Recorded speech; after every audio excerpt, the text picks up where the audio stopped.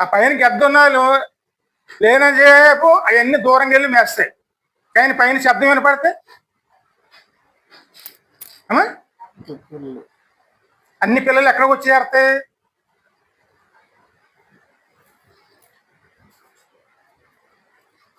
అప్పుడు కనుక ఆ పిల్లలు నిర్లక్ష్యం చేసి తల్లి రెక్కల కిందకి వెళ్ళకపోతే ఆ పిల్లలు ఎవరిని ఎత్తుకుపోతారు?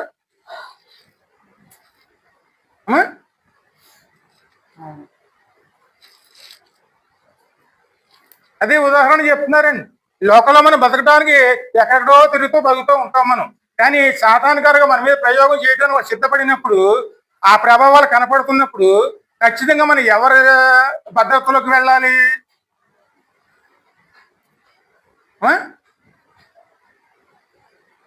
ఆయనలో తలదాసుకోమని చెప్పి ప్రభు చెప్తున్నాడు. నేను